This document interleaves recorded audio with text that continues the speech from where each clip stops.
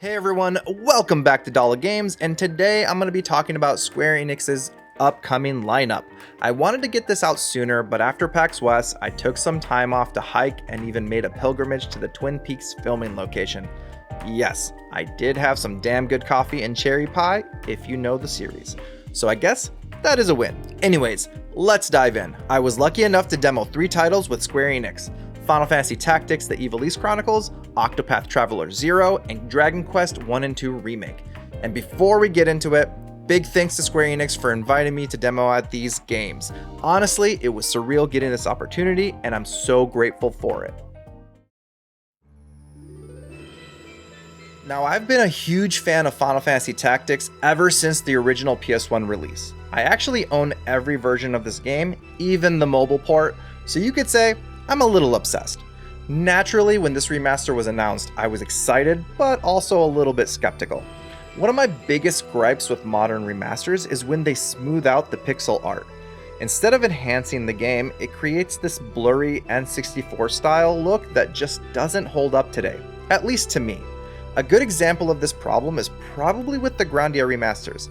I was not a fan of how they smoothed out the character pixels. So, going into this demo, I was nervous about how the visuals would turn out, but eager to dig into the mechanics. Now, first thing, let me set the stage for this demo experience. At the event, I got to try out 2 different slices of the game. The first was the full intro, opening cutscenes, the setup, and the first couple of battles to ease you back into things. The second dropped me straight into a later fight, giving me a taste of the more advanced gameplay and mechanics. It was a nice contrast seeing how the game welcomes you in, and then immediately getting to test the depth of that system. Let's get the graphics out of the way first. All the worries I had about a smoothed out, blurry remaster disappeared the moment I saw it on the big screen. Instead of losing its identity, the game looks better than ever. Right from the intro sequence, I was hooked. The sketched, textured visuals give everything this kind of storybook feel that perfectly matches the tone of Final Fantasy Tactics. Seeing Orbone Monastery again after all these years was surreal. The widescreen presentation added just the right amount of details, and subtle lighting effects made a familiar place feel brand new while still honoring the original. And then came the biggest addition: voice acting. I'm usually cautious about classics getting voice acting because honestly, at the time, I already created a lot of those voices in my head, so I'm a little worried, let's say. But Square absolutely nailed it here. The performances add emotion and weight to an already incredible script, breathing new life into the story, and plus it's got Ben Starr, so you can't go wrong. Now let's talk about where this remaster really shines: the actual battles. Once you're dropped into combat, the refinements stand out right away. The HUD has been completely reworked to take advantage of the widescreen layout, giving you more information at a glance without ever feeling cluttered.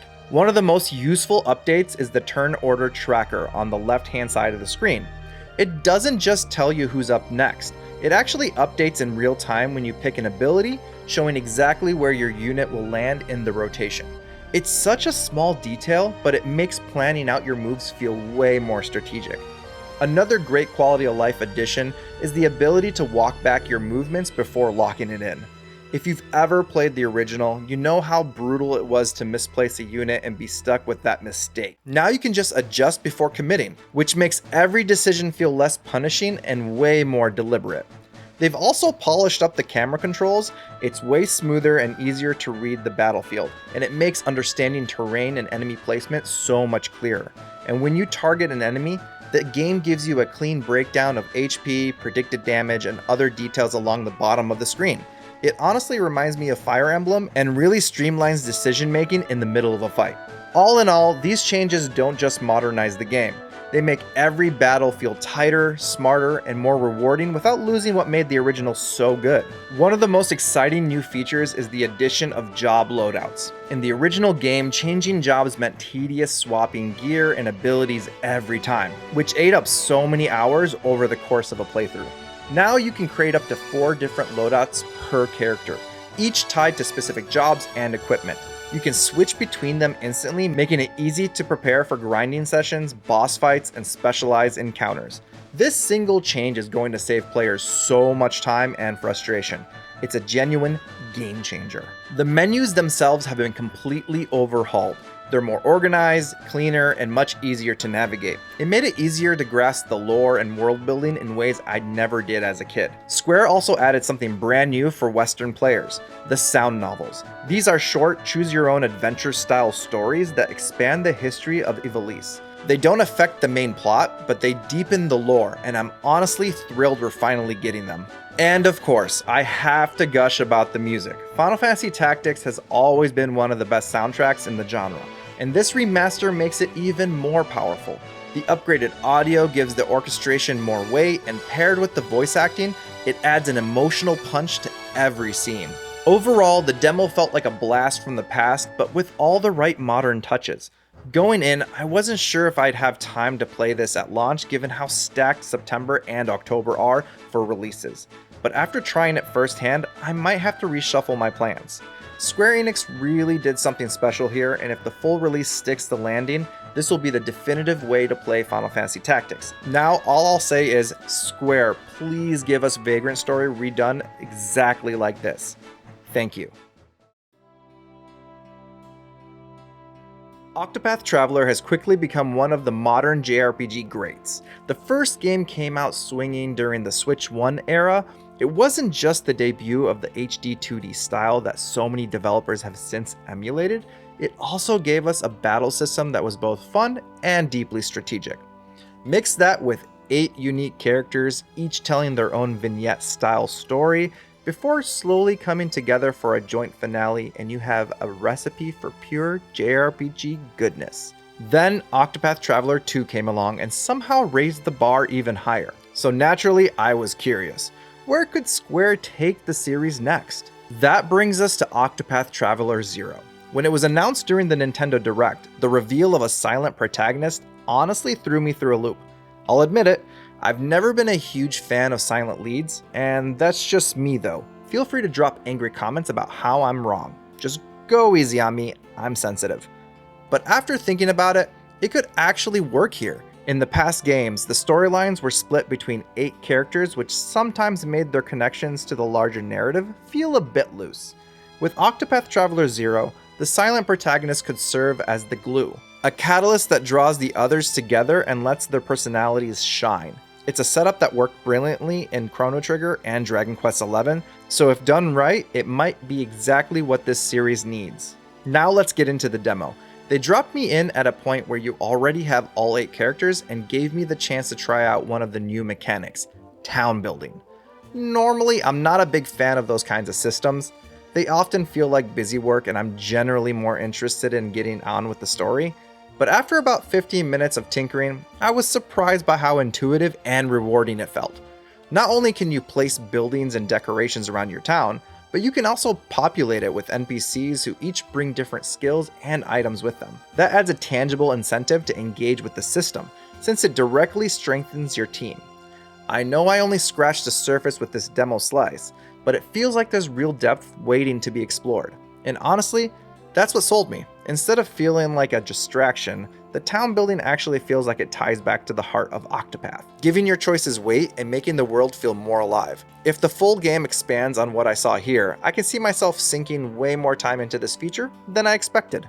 After testing out the town building, the demo shifted into a story sequence.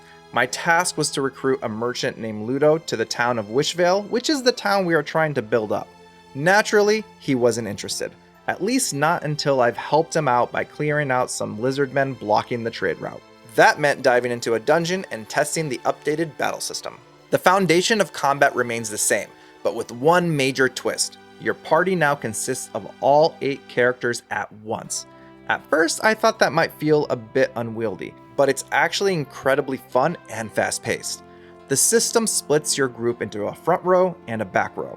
Characters in the back recover HP, SP, and boost points each turn, and you can freely swap them in and out of the front line as often as you like. The mechanic keeps fights moving, ensuring you're always refreshing your resources, and keeps a constant barrage of boost attacks that make the battles feel even more impactful. In my demo run, I managed to take down both the optional boss and the main boss, and having 8 characters at my disposal made the battles a blast to get through. What I loved most is that it pushes you to use everyone. Normally in games like this, I'll pick a handful of favorites and stick with them the whole way through. But here, The system encourages you to learn each character's strengths and rotate them strategically. It made the combat deeper and honestly, a lot more addicting. My time with the demo was short, but it left me excited to see more. I'm curious to find out how Square handles the silent protagonist, how the main cast develops around them, and whether we might even see some returning faces from the first 2 games. There are still a lot of unknowns, but if this demo is any indication, Octopath Traveler 0 is shaping up to carry the series forward in a really interesting way. Stay tuned, I'll definitely be covering more as we learn about the full game.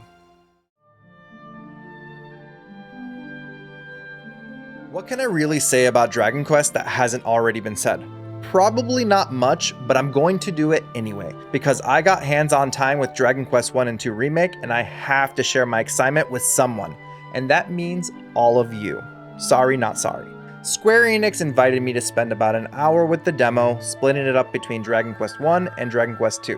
30 minutes with each was just enough time to get me hyped out of my mind and also a little depressed knowing I'd still have to wait until October 30th to actually play the full game.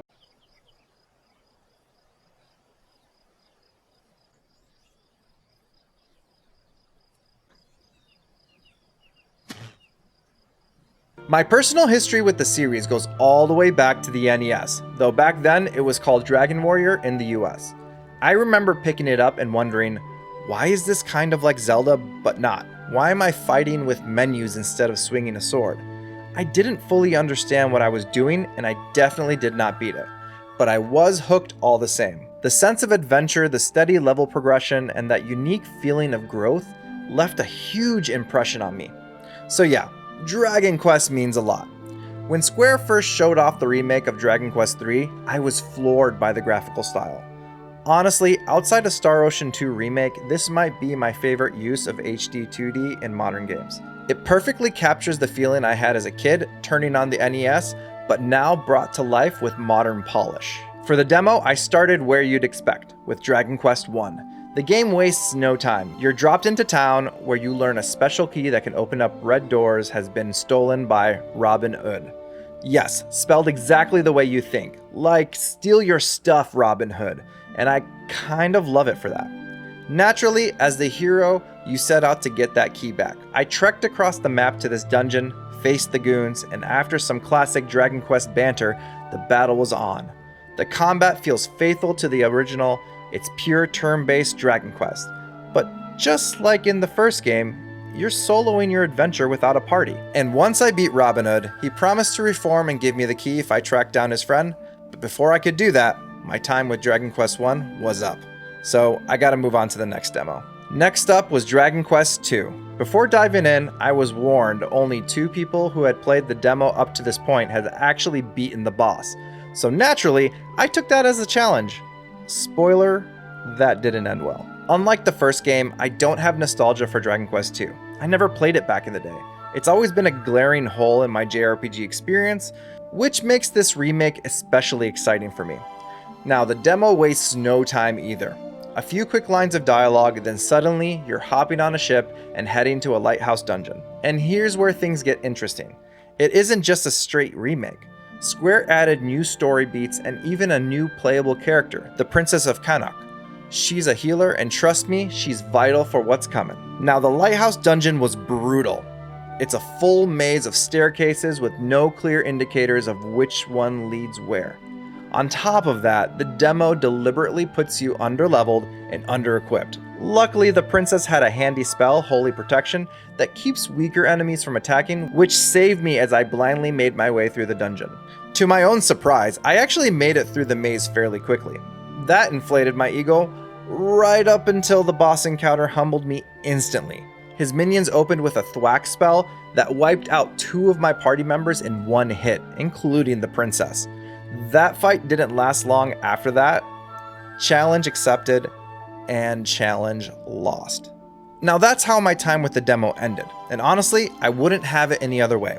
Dragon Quest isn't supposed to be easy. If I'd been at home, I would have spent hours grinding before even attempting that boss, which is exactly the kind of old school design I love about this series. For players who don't want that grind, there's also an easy mode you can toggle on, letting you focus on the story and just enjoy a more relaxed experience.